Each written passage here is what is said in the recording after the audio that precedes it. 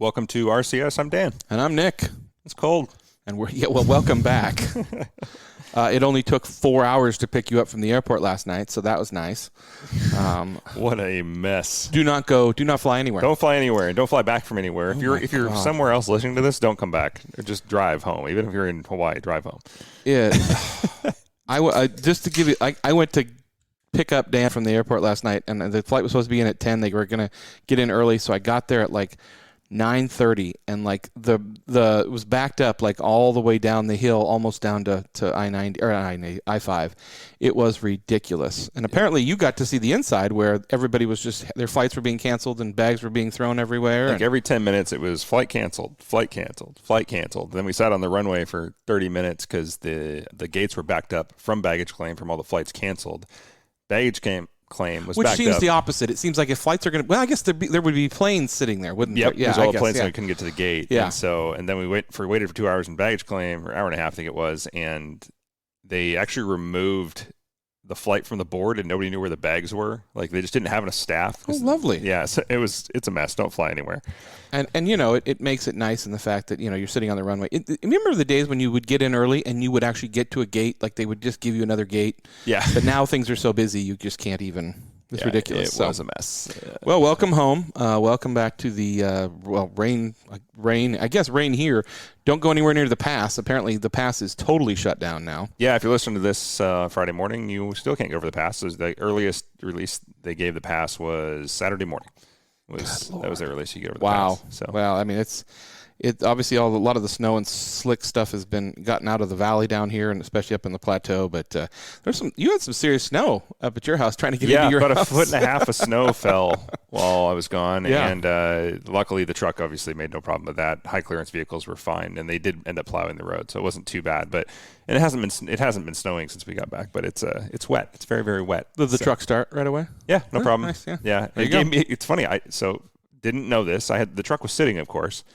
And I got a message from Ford that it had been sitting, I think 2 weeks. The 2 week mark that I was gone.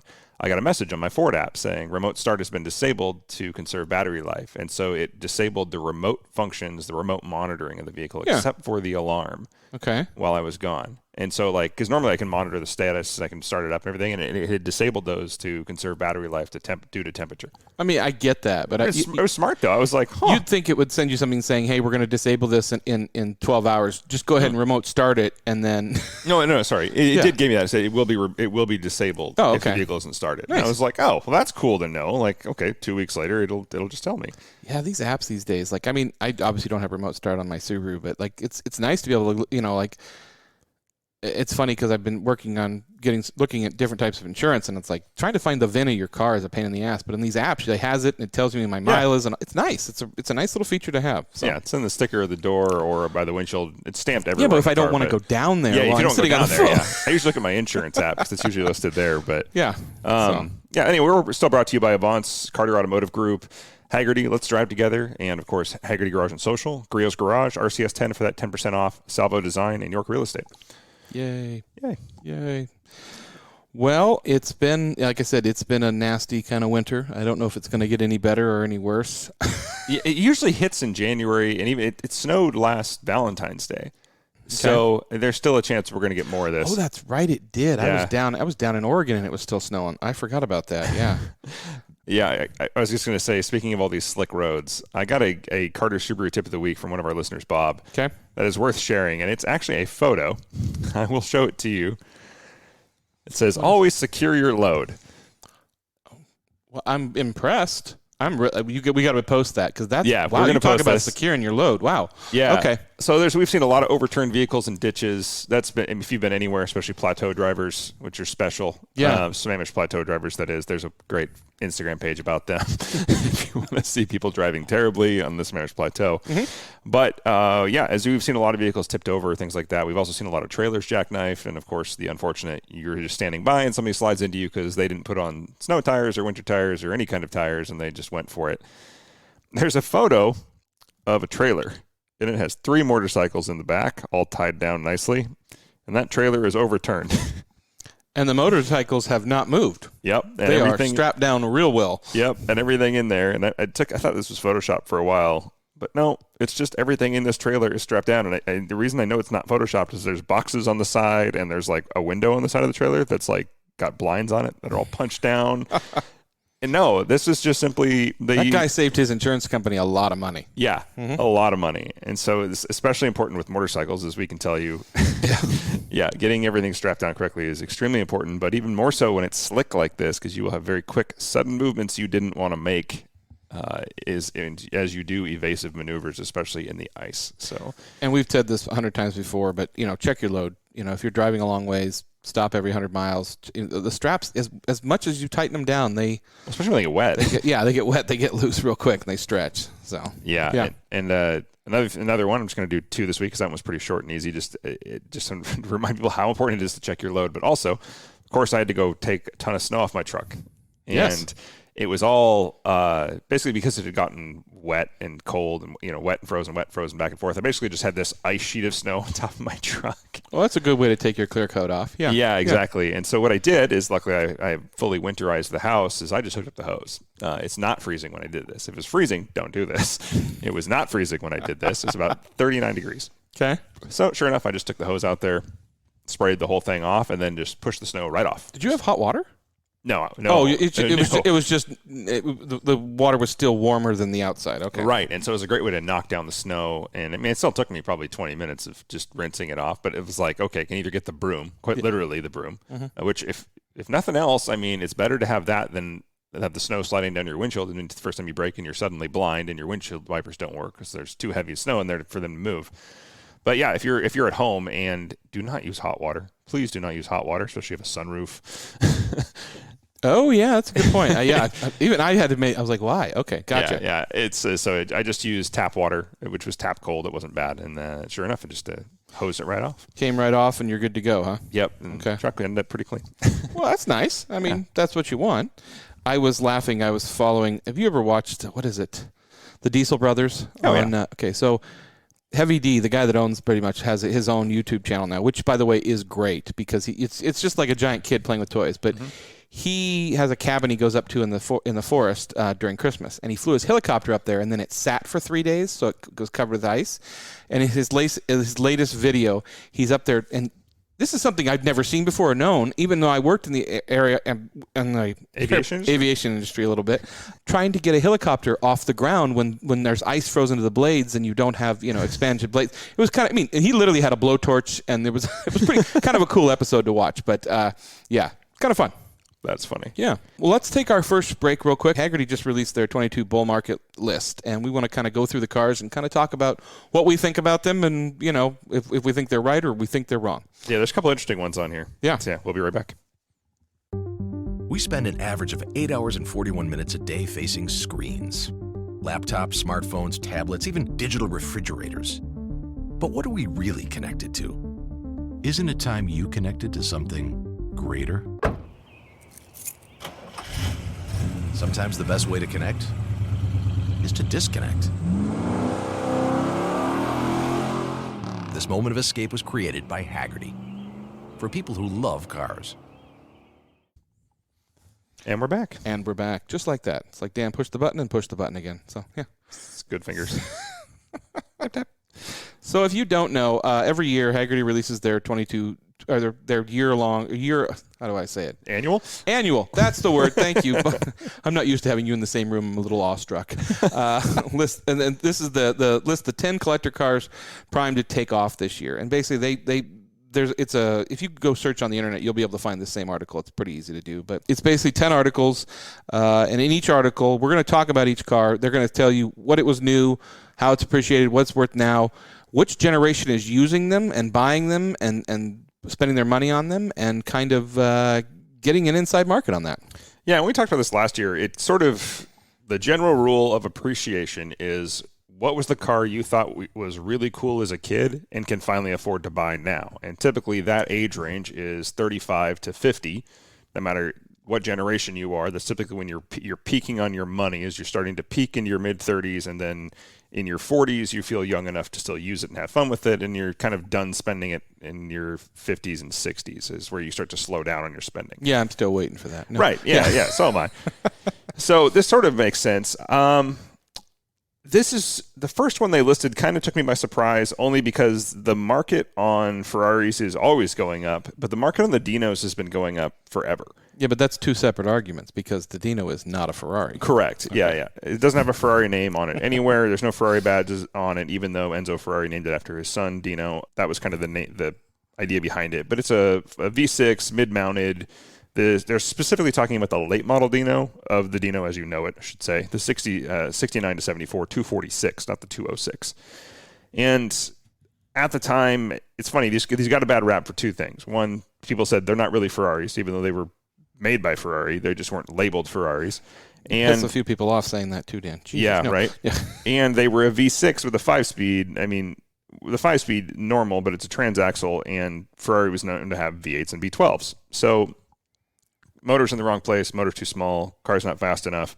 But the car's beautiful. It's always been beautiful. I think it's it's still Ferrari inside and out, minus the badges. Sure. And so we have seen these. I mean, man, I remember when I was a kid, Dinos were frowned upon, and they were new enough to where they were kind of in that depreciation slump of Ferraris. So you could pick these things up for less than $50,000 at one point. Absolutely. Okay. And now they're $350 to $400.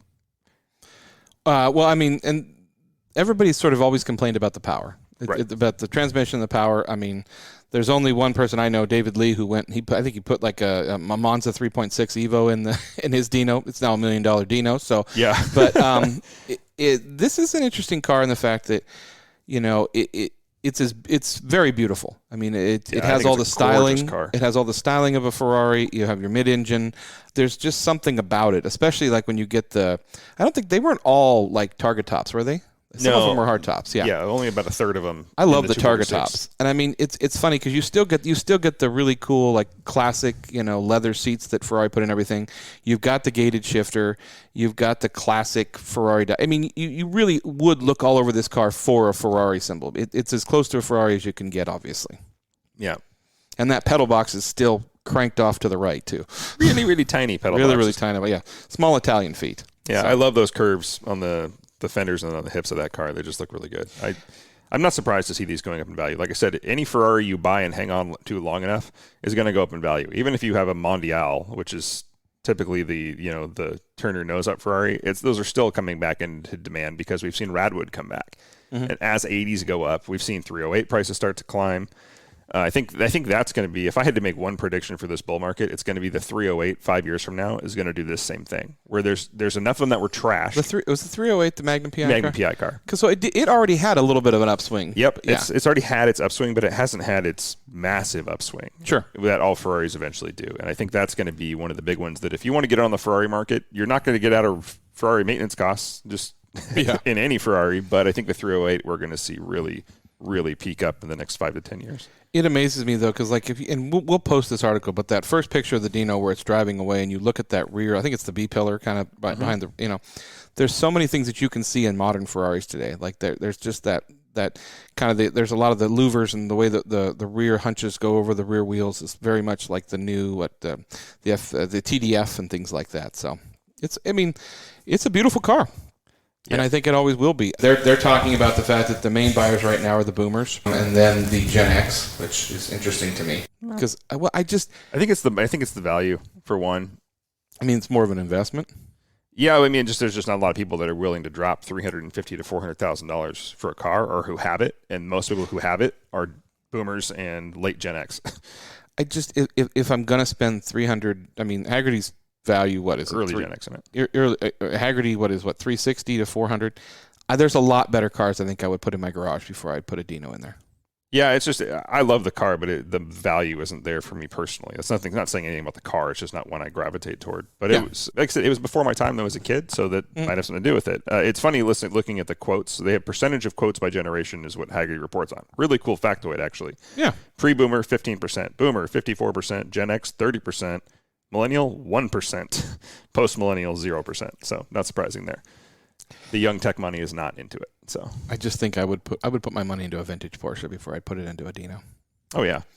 And it amazes me, and I know this was a lot of money back then, and it's still a lot of money today, but the fact that it was new, it was $14,500. Right. It's just like amazing. It's cheap for a Ferrari, which is expensive at the time for any car. Ferrari. Yeah. Yeah. The next one, this one actually did surprise me because I don't see these. This was not on my radar as anything that was in demand. They're very cool cars. I was looking at them, but I have not seen or heard anybody talk about the 66 to 67 Pontiac GTO in a long time. The last time somebody talked about it was when everybody got pissed when they ripped one up and turned it into the car for XXX. Oh, yeah. It was a convertible. And that's right. But I always think of this car as a much later generation, our father's generations. It's funny because I have an exact view of it because they're always sitting in somebody's garage, probably Midwest. They're on a lift, and they've got a car cover on them that doesn't fit the car, that wasn't meant for the car. Everybody's got a GTO. Everybody that has one doesn't have a car cover that fits it. And this is obvious, and it's obvious the photo they're showing it is in that, it's like a teal. Yeah, it's all I can describe as like a teal blue. It's really pretty. And I told Dan this while we were talking. I think if I was looking at a GTO, and I love GTOs, I think they're wonderful cars, I would get a hardtop. I think I'd want a hardtop. When I think muscle cars, I always think the 69 Charger. I would think the Lincoln Continental with suicide doors, and I wanted that long before that stupid show had one, Entourage or whatever it is. But this is kind of Americana. This is just so cool, and it's got some really great history as far as who designed it, and why it's named that. Yeah, so John DeLorean designed the car and kind of made it happen. He didn't design; he led the project, I should say. He was an engineer on the project, the lead engineer. Yeah, back when he had a carear. Yeah. Yeah, before cocaine. Yeah, exactly. Long before cocaine. In the DeLorean. Yeah. He'd launched the GTO, and GTO is a nod to, Ferrari. It's a nod to Ferrari to GTO, and the GTO trim was bigger brakes, better suspension, and of course the 389 cubic inch engine, which was kind of what set the stage for the big engine car. And that is a big engine, but you look at it in the engine bay of a GTO, and it looks small. Right? Yeah. Yeah. Yeah, and so everybody thinks when I think of GTO, I can't help but think of the 69 Judge. Sure. Which is the definitive GTO. But still, this is the one started. I think it's a beautiful car. I'm just surprised to see it kind of coming around. Hagerty showed us the quotes, a change in quotes from 2021, a drop in quotes. It's still the boomers that are buying them, let's be clear, or insuring them. But 7% decrease in quotes to boomers, a 6% increase to millennials, and a 2% increase to Gen X. It's interesting to see millennials showing the interest in this car. Yeah, because this is the opposite of what most millennials want as far as saving the environment. Yeah, this is not an environmentally friendly car, to say the least. It's a very cool car, but interesting to see the GTO. And again, in 60, what year is it? 60, what are they saying? 66, 67. You could pick this car up brand new for $3,700. You can't even get a used Civic for $3,700 these days. So that shows you how expensive the Dino was at the time.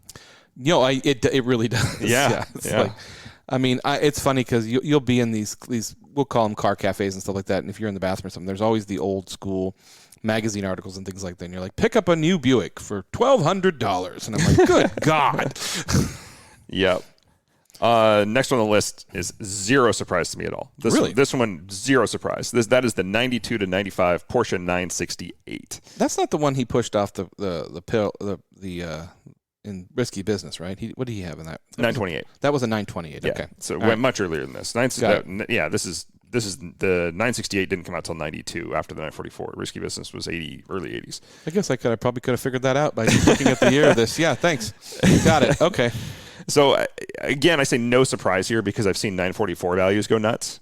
And so this is the last of that generation. So then you had the 924, you had the 944, and you had the 968. And you had different trims in there too, GTs, turbos, RSs, things like that.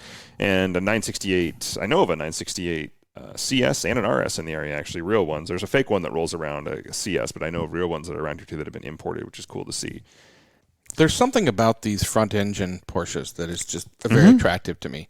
Especially when you look at the classic Porsches and then the new modern Porsches like the GT3 and all of that and the mid-engines. But there's just something about this that's so unique and kind of interesting. The cockpits have always been very interesting to me and very comfortable. And I've driven a couple of them.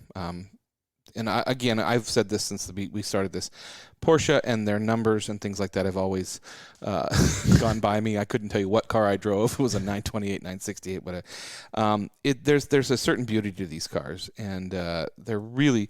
I feel like a car like this you're going to buy, you're going to drive. I think that would be the fun thing. You take it out. Like I said, I'm not a huge fan of the pop-up headlights. I mean, I get why you need it, or you'd be, illuminating the sky in front of you, but in this car, yeah, it's very cross between 944 and 928, and it shows. But in spite of its not very much horsepower, none of the 9 front engine 944, 924, 968, to me, none of them had enough power. Even the 944 turbo, the 89, which was pretty quick. And so is this with a 0 to 60 of 5.9. But these cars always feel like they should have had more power to me. Which this was a lot for the time. You got to think how big of a deal it was when the Supra came out with 300 horsepower, and that was insane at the time. And now you're like, your mom's Accord has more horsepower than that. Well, the car driver in 93 got it at 0 to 60 in 5.9 seconds. Yeah, 5.9 seconds. Yeah. So your minivan does that now. Yeah, right. Yeah. So, one of these with a turbo kit was always something what I always wanted. But being a big 944 fan, I always wanted one of these. But seeing the popularity of 944s go skyrocket, these didn't have a huge change in value like a lot of them. These did, let's see here. They price when new, $39,850. Hagerty calls it a number 2 value, which means excellent but not perfect, not like Concours off the showroom. So this is what like the ideal one you would find in the market. These are selling from $38,000 to $51,500, which is very affordable, which I think has helped driving their market. These are still obtainable and somewhat rare.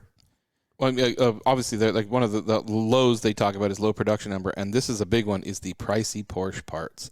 Trying to find replacement parts or anything for these cars is tough. And much like the 944, if you need a clutch job, it's like, I think 23 hours is book time for one of those. And everything from the engine back comes out, including the fuel tank and the rear shocks. Do it at home. That way when you take it to a mechanic, they can put it on YouTube for customer states. Yeah. Gen X and millennials are the ones picking these up. Again, no surprise. I think that fits the cool car. It's Gen X and boomers, isn't it? Boomers are doing the quotes. Oh, the quotes. Yeah, sorry, you're right. Yeah. I'm looking at the... Yeah, if I look at the right one, you're right. No. It's the graph's a little misleading until you read it here. But I'm not surprised. Like I said, this was a cool car when I was a kid, so it doesn't surprise me that Gen X, and we are on the very tail end of Gen X, is looking at one of these and thinking, yep, this would be cool to have again. Be a fun car to drive around. They are fun. They handle amazing. Like they're really, really great handling cars. So we'll give them that. I feel like if you could find one that was already kind of beat up, make it into a nice little weekend racer. Again, Porsche parts. Well, I'm just saying that you got it. Sell the interior for parts. And, It's funny. I was thinking about this the other day. Some of these cars, so it used to be back in the day, you found something that needed some mechanical work because you could do the work yourself, and then you could fix it up. Now, it's cheaper to find something that often needs repairable body work. Yeah. As long as it's not rusted really bad, which these do tend to rust behind the rear wheels. They have they call it like a smuggler's pocket back there. We used to fill them with ice and beer. And they would rust out. Gee, they rusted. That's weird. Well, they had this hollow pocket that just collected moisture. And you put water and ice in it. Oh, no, I Linexed it.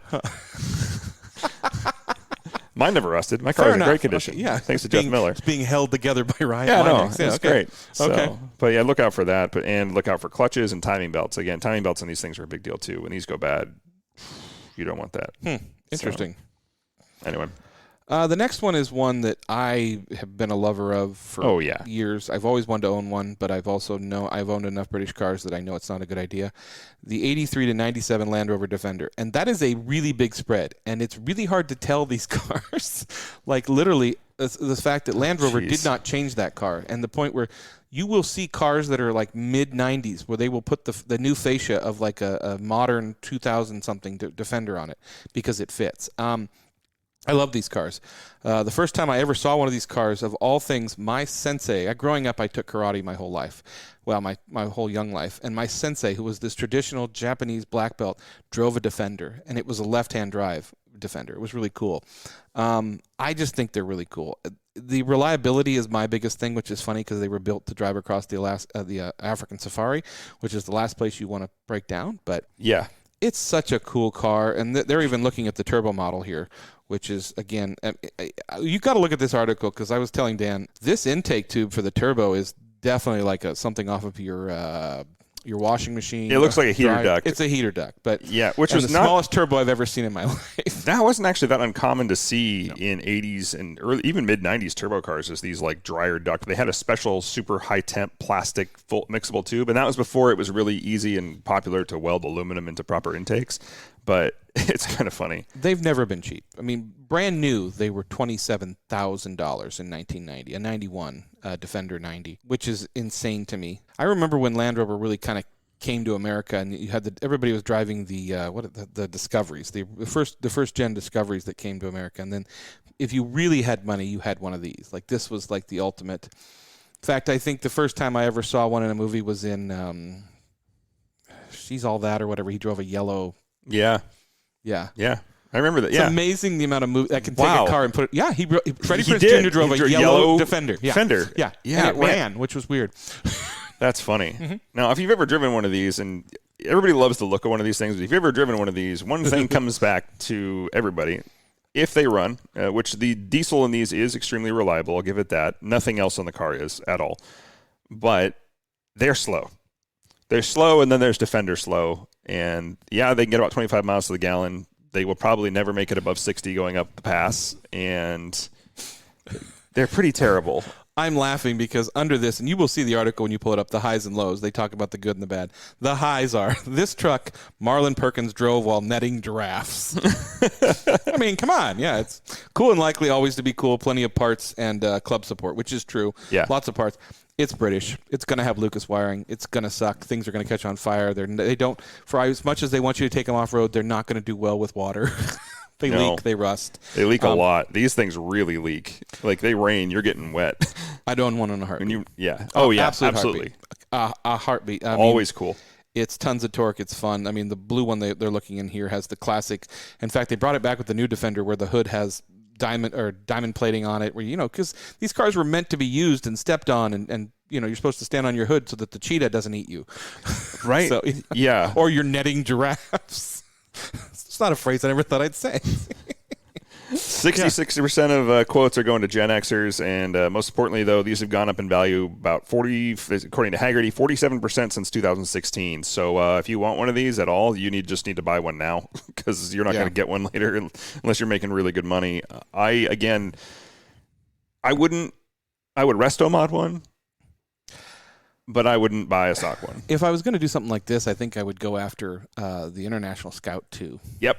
I was just thinking that a Bronco or a Scout 2 would be my first choice of these, because I'm going to have to mod it to hell and back to make it reliable anyway. Yeah. I'm going to do something a little more unique. Scout 2 is. But you got to be careful with the new Land Rovers and Range Rovers, because if you get too much water, you will hydrolock the engine. That's true. And then you end up with a new Chevy engine. Hypothetically, of course. Hypothetically. Don't let other people drive your Land Rovers. And you know who I'm talking to. No, she's not going to live that down. No. So, yeah. If she broke her own Bronco, it'd be fine. Yeah. So, yeah. The next one, I know very little about this car. I mean, I know it because my dad's fraternity brother used to drive one of these, and would come to Cougar games, and he would come from Seattle over to Pullman every Saturday. So, and he was a big dude, which surprised me that he fits in this. So. Yeah, so that's I'm surprised he fit in this too. The 1979 to 85 Mazda RX-7. Yep, and that is the first gen RX-7 to those of you listening. The little super aerodynamic nose shape, like little cone nose, very basic design. Cool little car, very Japanese. I mean, you've owned a car in the RX-7 family, so. Yeah, it was the single most unreliable car I've ever owned, weird. And one of my favorite cars. Unreliable. That's just so. Well, the thing is with the rotaries is, especially these can be a lot more reliable because there's a lot less going on. Mm-hmm. The old 12A motor is a little 1.2 liter or 1.15 liter, really, which is like the whole motor. If you take off everything around it, is less than the size of a milk crate. It's tiny, and 100 horsepower. Lightweight car. I mean, they sold a ton of them. 50-50 weight ratio. These things handled pretty well. I actually liked these when I was a kid. I just think I liked the 80s Japanese cars a lot, and even into the 90s, really. I love the fact that the twin rotor was judged in cc's. It wasn't even horsepower. It was 1,146 cc's. That tells you. Yeah. Yeah, and so, but I mean, these things were early on. They were pretty cool cars. Limited slip, four-wheel disc brakes. I mean, power windows. They had leather seats, cruise control. I mean, they had a lot. Like, they were nice little cars, but a lot. The American market really never got the rotary engine and how we were supposed to work it. And you had to add oil to them. They burned oil. Like, not by flaw. Like, that's how they run. They run more like a two-cycle, and as far as maintenance goes, because you have to add oil to it. And a lot of people didn't. So they would burn up. About that. Yeah, they'd burn up all the time. again, with the rise of Radwood and 80s cars, this doesn't surprise me because so many of these got junked for their engines going bad that there's very few of them on the road. And when you do see them, they're either total piles of junk that are rusting or they're pretty much perfect. And you don't see pretty much perfect more than, once a year. In the Hagerty article? Yeah. Yeah, exactly. Yeah, so Lowe's, I'm going to start with the Lowe's because this is right on. Lowe's, prone to rust, goes through oil and fuel. Not a lot of metal between you and other cars. Don't crash it. Exactly right. But the highs are totally true as well. Super high revving, uncompromised handling. These things handled like a dream. A great driving position. All RX-7s, no matter what year you have, are really comfortable cars. I'm probably at the high for, can fit in one. I'm 6 feet tall, or 6'1", and I'm barely touching the roof in my third gen. I didn't, but I had half an inch between me and the roof. It'd be tough if you were wearing a helmet. Yeah, and I had an R1, so I didn't have a sunroof, which I was really glad. I didn't fit in the sunroof cars very well. And did they have a lower roof line with the sunroof? Yeah. Oh, okay. Yeah, and so which a lot of Japanese cars did actually. A lot of cars in general do. What was the one in, obviously the Vin Diesel car? Was that an R1? I don't remember if that car had a sunroof on it or not, and I didn't see if it had a rear wiper, so I think it was. Okay. Yeah. Well, it had the Veilside kit. They would have taken it off anyway. So. Yeah. Again, so many. Right. It's hard cars, to know. movies. Yeah. Yeah. But they are really simple to work on, and as long as you are just a freak about maintenance, these things are relatively reliable. So keep that in mind if you're looking for one. But I mean, they're also really hard to find people to work on them. There was a couple of rotary shops around here which were terrible and went out of business, and there's a couple of good ones. And you'll know real quick by going on to any RX-7 community. Thank God for the forums, because the ones who have earned their reputation have earned it well. And they can tell you, but because these things are super simple to work on, you can bring it in anybody and they'll give you yep, here's your checklist, out the door you go, and it's going to be cheap. Yeah. Not because the parts are cheap, but because it's just super easy to inspect these cars. And if you have any real questions, we'll give you Rob Dom's home phone number, and you can just call him. I mean, he's got extra parts laying around somewhere. Yeah. So these things have gone through the roof in value, though. Up, Hagerty saying up 136% since 2016, and that still equates to a sub $22,000 excellent condition car. So that's a great thing to buy right now. I totally agree with this. We're going to see the same thing with Z cars, which have already started to go up, but 280s, 260s, 270s, and 280s. But I think the 280s I've always got those confused with the RX-7s, the Datsun, the 280Zs. They all look kind of similar at the time. Yeah. Yeah. So RX-7s, get one when we can. And these are spread across the board. This is a fun one, too. These are why you're going to see these going up in value so much is because how many people are getting quotes on them. 29% Boomer, 32% Gen X, 22% Millennial, and even 14% Post-Millennial. It's because they're affordable across the board, and they're just known as cool little cars that are quirky and different, and people like that. Yeah. The next one, I've always been a BMW guy, but I think I would own this car in a heartbeat, let alone having this car in a convertible. And that is the 1963 to 67 Mercedes-Benz 230 SL.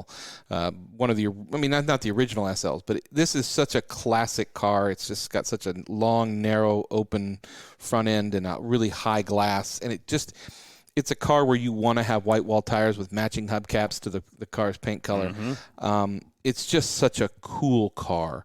It seems like something that you would see, parked outside Cary Grant's house in Hollywood, California, kind of thing. Something where, somebody would use to take to the store. Obviously, everybody knows the 300 SL. I mean, that's just an iconic car. But this was just something that was so different. It's so pretty. They're hard to find. The one that Hagerty came up with, obviously, is I think it's a 4-speed. It has this baseball leather interior. It has this classic Mercedes interior dash and all that. It's just such a cool car. Yep, good little straight six in it. These are known as this is where Mercedes got their really reliable reputation. Is these cars that started with these. I mean, Mercedes have always been relatively reliable across the board up until they got really electronic. But these are just great little cars, and man, that classic styling, just beautiful. It's just a gorgeous car. Yeah, it screams class, and they're not crazy expensive as far as cars are going these days. $80,000 to $110,000 for excellent examples. Which, if you're going for a '60s classic that will probably just keep kind of gaining in value and never really slump until the next recession, which everything will. I think this will be one of those that comes back pretty quick from that. So. Yeah, and like Hagerty says, more cruiser than sports car, which I 100% agree. This is something you want to be cruising down 101 or Mulholland Drive, slow. It's going to be hard to find the stick shift cars, but it would be a total fun car to have in a collection. Yeah, for sure. Yeah. The next one, also not surprising on this list, and I wish I could find this example because, of course, Hagerty shows like the gleamy example, but 75 to 93, talk about a year spread, Volvo 245. It's funny because the example car they have is out of New York, which I would think this is a turbo car, and you would think with the the rust or the salts and stuff on the road, a car like this wouldn't survive. But Volvo, I remember growing up, the people that went to my Catholic school and had Volvos, they had the rear-facing seats, which is really cool. Mm-hmm. Every kid wanted to sit in that seat. I mean, now thinking about it, I'm like, God, that was the worst place to sit as a child until somebody rear-ends you, but you get glass in your face. But the Volvos are just such a classic car. They're beyond safe. I think they're the number one station wagon that I knew about before I knew about Subarus and things like that. They're just somewhat of a fun car. I mean, it's not necessarily, I shouldn't say fun car. It was always the car that you knew your mom owned a Volvo, and it would get you wherever you wanted to go safely. It would get you there. She wouldn't have to fill up too much. The interiors were, Swedish, and you could beat the crap out of them, and they didn't really go to hell. So, yeah. Yeah, I will say these came into vogue. I don't know what prompted the hipsters to love these so much, but it was really the hipster movement, which we should mention here because that really is what bought these. And it's millennials and post-millennials that are really seeing the surge in these. And they're cool, but they're boxy. I think that was even a tagline for the car. And for me, is it the TR5, the turbo wagon they raced in the DTM series? I believe so. I think it's the TR5. These have always been cool because it was just cool to see Volvo actually having some involvement in motorsports, which kind of was a weird thing to say about Volvo. That said, if you are getting you want a cool car, and you can still have these for relatively cheap money. I'm not going to say cheap. I think the really good ones are still going because of the demand between 15 and 25. So this might be tempting as a first car to have and to work on. This is still Swedish, and Swedish parts are not cheap parts because they come from Sweden. And what? Volvos are not, I'm not going to say they're like BMW expensive, but they are, and because these have such a wide spread in years, you're going to feel like, you're going to find parts that are going to fit, 80 to 90. That's a 10-year span, so there's plenty of parts available, and there's a ton of these around. But heater fans, wiring harnesses, these things have their quirks. So I know this firsthand because I've seen people write blogs about these. I actually looked for one for fun a long time ago, because I thought this would have made a cool project with to put a surfboard on top or my skateboard or something. Of course, it would just look cool, right? Yeah, I'm with you. And I was just like, nah, there's a lot that can go wrong with these. And they're not unreliable because they're Volvos, but they are not cheap to own overall, I have found. It's funny because when I think about iconic Volvos, the one that comes to mind is Paul Newman's, the 960 wagon that he put a 380 horsepower Ford racing V8 engine, and then he put a Kenner Bell supercharger on, and he didn't tell anybody, and the exterior was totally, absolutely, he didn't tint the windows, it was red. It's a famous Volvo, but they're fun cars. I mean, it's a car that I feel like you could own and really, drive around from time to time. It'd be a fun, especially around here, it'd be great in the weather. Again, rear-facing seats. Yeah. If you can find yourself a late 80s one, you're pretty safe. And absolutely. Not quite as cool because it's a little different design layout, but still, they're fun, and they make a great sleeper, like you were saying. They're easy. I've seen a couple of them. There's kits you can buy to LS swap these really easy. Yeah. And in most cases, everybody's I think for some people out there who don't know or just hate V8s and think they're awful, LS V8s typically get better mileage than almost everything you put them in. Mm-hmm. They're actually really efficient motors for a large V8, and even in a car like this, which got I think these things got mid-20s miles to the gallon, you get about the same, and you have another 200 foot-pounds of torque. Yeah, and these are bulletproof reliable as far as motors go. It's just the little things you've got to worry about on these cars, especially rust. So watch out for that. Yeah. The next one, if you were a child of the 80s or 70s, is the 65 to 70 Cadillac DeVille. Obviously, I mean, you know me, the first one I'll ever talk about is the white on white with horns on the hood, Boss Hogg's Cadillac DeVille and Dukes of Hazzard. This is a car I would own today. It would be, I don't know where I would park it because I think it's, right? I forgot how long this car is. I don't know if it says, but it's long as one of the longest cars you'll get out there. I mean, the 60s and 70s Cadillacs were just so cool. It's 19 feet long. It's 19 feet long. I've always been a fan of the classic Cadillacs, and again, you think about Ecto 1 from the Ghostbusters, you think about Boss Hogg. These cars I would always love to have one of these cars just to cruise. I mean, it's an engine bay where if it's raining, I think you can climb in and just close the hood and work on the engine wherever you need to be. They are insanely cool cars. If you can find them without rust, it's tough. But this is something that's been on my list for a long time. Yeah, me too. You talk about.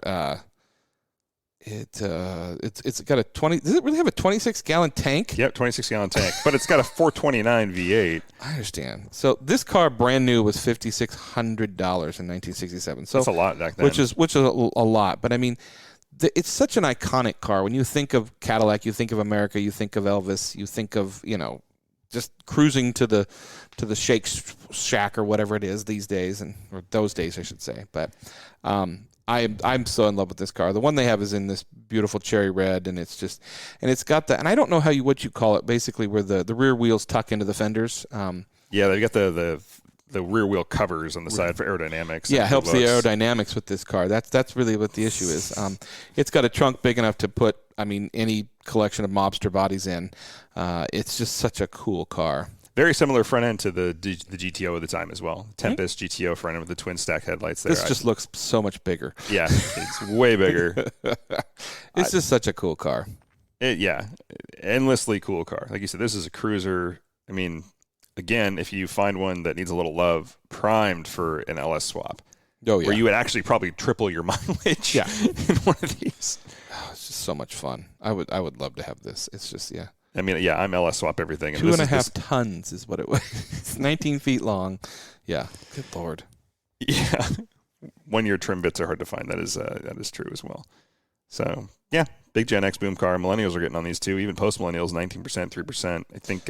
I think we should, even if people indirectly don't know it, we saw a surge in these cars due to Entourage in the Lincoln. Well, and another thing, and they brought it up in the Lowe's, and I didn't think about this. Cadillac changed the models every year. Every year, yeah. And so you're trying to find trim bits for a car it's hard to find things like that, which is tough. So, if you don't know what it's like, listen to Johnny Cash's song about a Cadillac.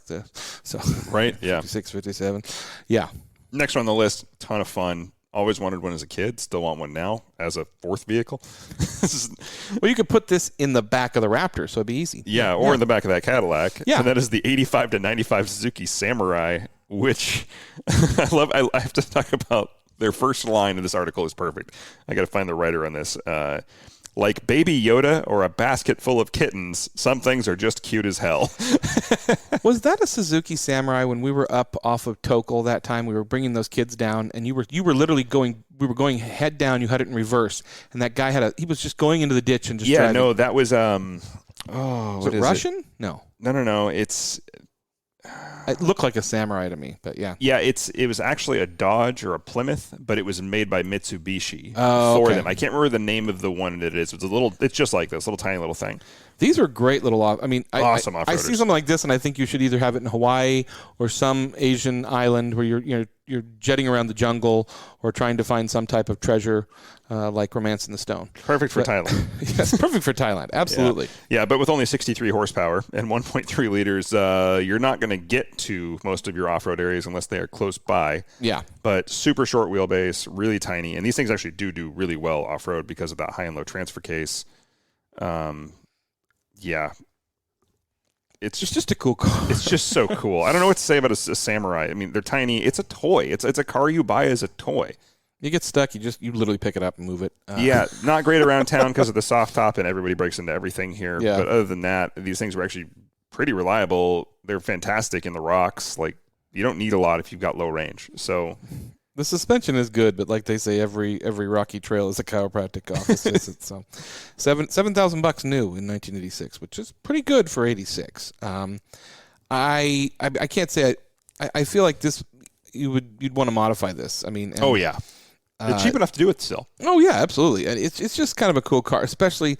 This car, it's interesting because in the article they have the top on, and then when they take it off, it's such a different car when you have just the roll bar exposed, and it's sort of, again, it feels like you should be blasting through the jungle, being hit in the face by banana leaves and things like that. Yeah. So it's just a cute little car. That's I all there agree. is to it. And the millennials and Gen Xers love these things. But like you said, it's cheap enough that you can buy it and modify it. There's a lot of cars like you're looking at vintage Land Cruisers and stuff now, and there's like you want to keep them so clean because they're getting worth so much. Yeah. This thing is still a great little beater, and it'll get you into a lot of trails. I don't know the last time I've seen one on the road.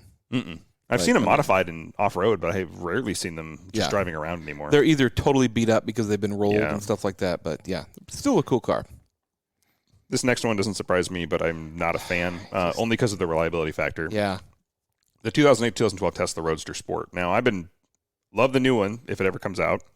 Excited to see that, but, excuse me, these are kind of a nightmare to own. They get terrible range, and when they need repairs, it's insane. And they brick very easily. Very easily, yeah. A single cell can cause a complete car failure with one of these. But if you are, it's definitely a future collector. There's no way around it. It's the first real electric sports car that wasn't keep it on garbage. the charger the whole time, yeah. Yeah.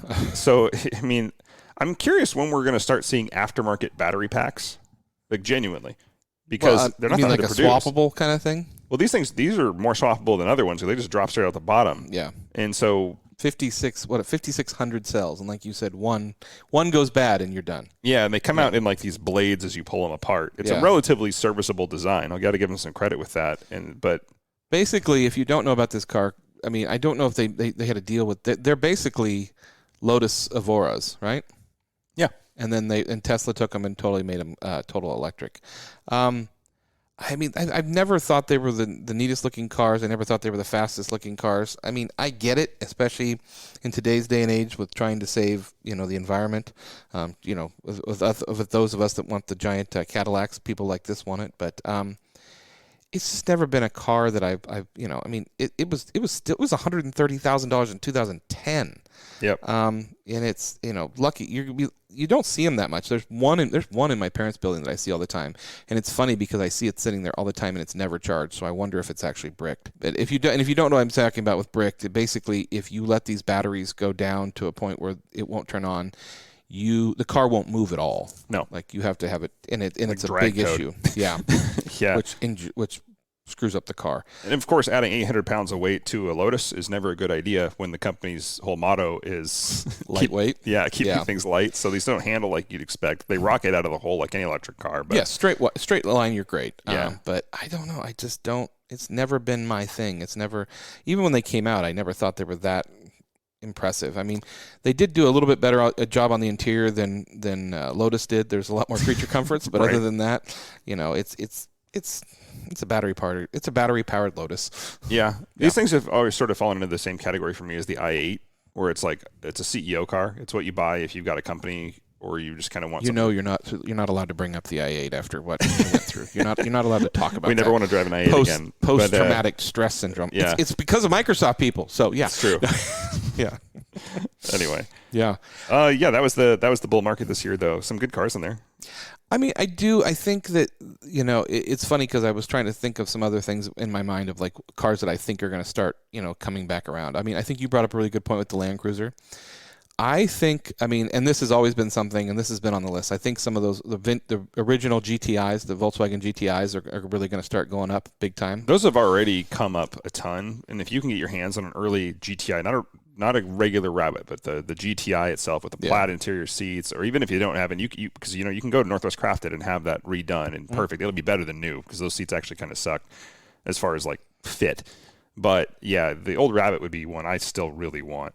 Yeah, especially with a Euro clip where you have the 4 headlights, because we only got the 2 in the US. You have the 4 round out of the Euro spec Cabrio. Those are just anyway. I think a lot of the older Volkswagens, like some of the really older Passats and Jettas, are going to be collectible. I think people are going to start to really take those and from that German market. So. Well, and Volkswagen had so many cool one-off special models that people have forgotten about. The Trek Edition, the K2 Edition. Oh, I forgot about the Trek Edition and K2. I forgot about those. They have more than that. They have there's Fender Edition cars, which are just stereo upgrades, but they had cool color packages and badges and just little things that set them apart. And I think those cars are going to come back into vogue too. They may not get the demand or the premium price tag because they're such small trim changes, but it's still cool. I just remembered that's another reason why I love the Volvos is because when I was in junior high and stuff like that, and I was racing mountain bikes, Cannondale had a deal with Volvo, and they would all their whole mountain bike team would go around in Volvo station wagons, bright red ones, really cool. Do you have a favorite on this list? The Cadillac. I mean, it's absolutely the DeVille. I think it'd be the Cadillac or it'd be the Mercedes, the SL. I think. I think at this point I'm getting older and I want a cruise car. I want something fun. I want something.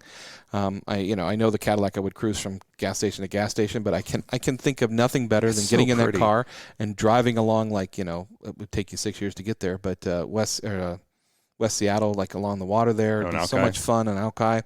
I think it would just be a fun little cruise. I like big 60s cars as far as cruisers. I think that's the generation. When I think about, like I said, a 79 Charger and a heartbeat, obviously that comes from the 69. 69 Charger. I know what you meant. The GTO, the Lincoln Continental. There's just something about those cars that's just something kind of fun. Continental always tops my list, specifically Nick Griot's from Griot's Garage. Yeah. There's no nicer car. I don't think there's any nicer Lincoln, period, than his, even over Dax's. And that's saying a lot. Yeah. Well, Dax just needs to learn to keep his engines in. No. Great movie, by the way. Yeah. Yeah. And, of course, for me, the nostalgia of the 968, just because that was my first Porsche was a 944, and that was always the one I always wanted. But again, I'm going to pretend like I know the difference between a 944 and a 968, so you're welcome. They say 83% different parts between the 968 and the 944.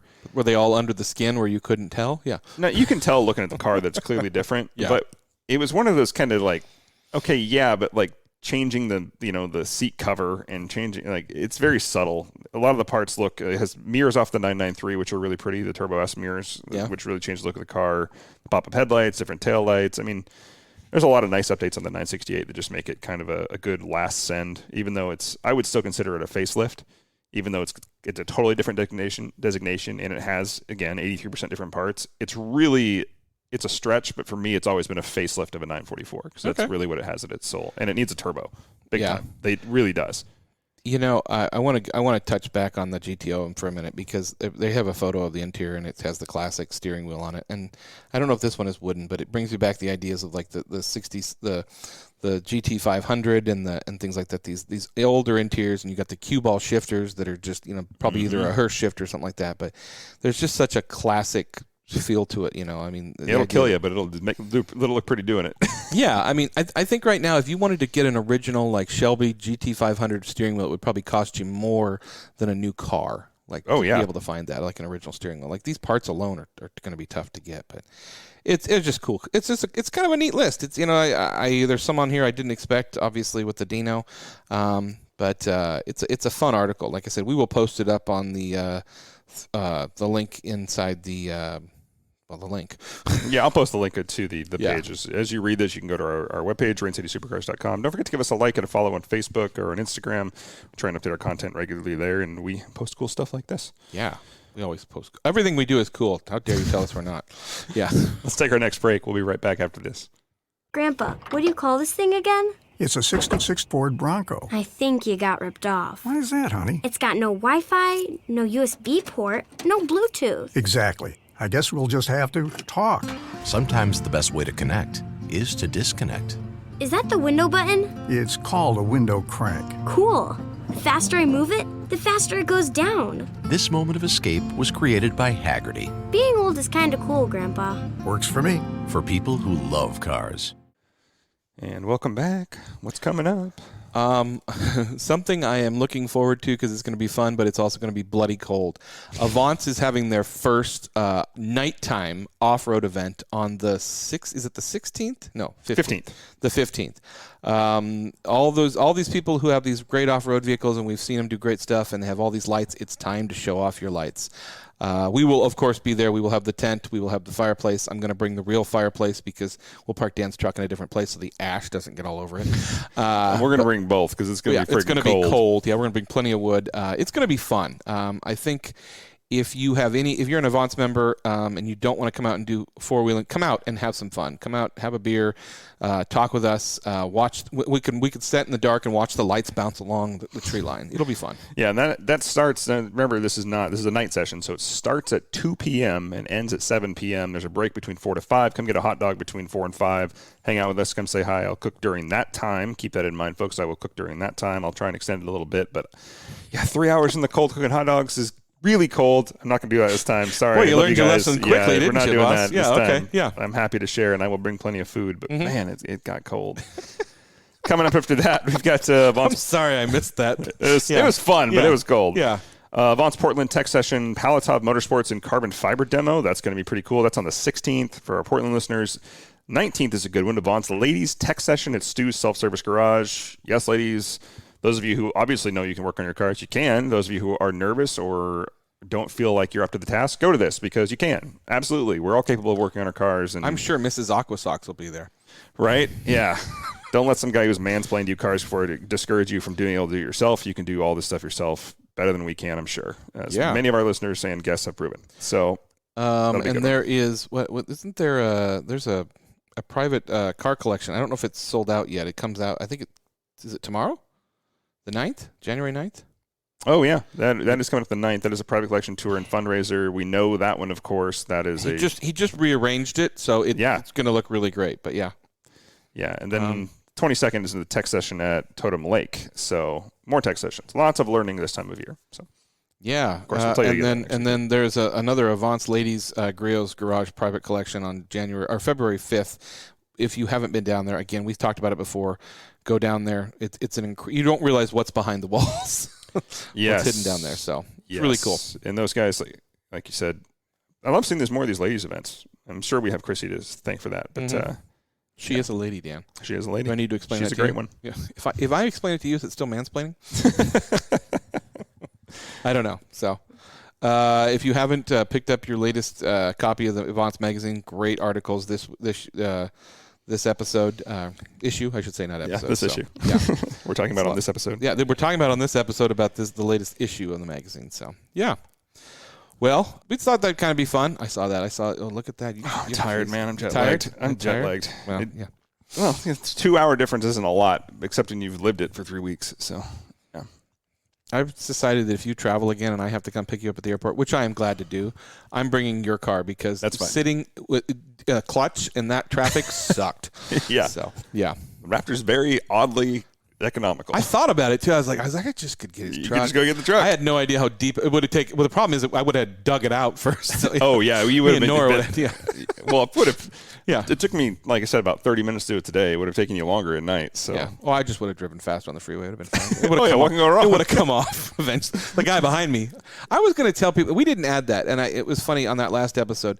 If you're somewhere and it snows, clear your car off before you get on the freeway. We've said this before. I've not been taken out by a piece of ice. It's funny because we recorded the last episode, then I was out driving, and a piece of ice came off of the guy in front of me and about hit me. So, yeah, I wasn't real happy. So I moved the truck from by the shop to the driveway in front where the hose is. And just moving it there, I intentionally hit the brakes really hard to dislodge some of the snow and kind of loosen it from the top. Yeah. In just that second, I took all the snow on the top and shoved it all over the windshield. And I was stopped, so it was fine. But it was just so dangerous for people not to I'm more worried about that ice taking all that paint off the top of your roof, but yeah. Oh, nah. Yeah. You're good. Yeah. Lots of ceramic coating on it, and it shows. Nice. Thanks, Griots. Oh, by the way, I've got some products. Oh, that's right. I got some new Nick Griots did products. some shopping. It's tough to go down and spend money at Griots. I mean, it's not tough to spend money. It's just tough. It's tough to. There's so many good things. It's tough to decide what to spend it on. Yeah. So we got all kinds of new stuff. We'll talk a little bit more about it in another episode, but some really cool stuff coming out of Griots right now, especially with the ceramic side. So yes. Yeah. Well, I think that does it for this episode of Rain City Supercars. As always, I'm Nick. I'm Dan, and don't just get there. Enjoy the drive.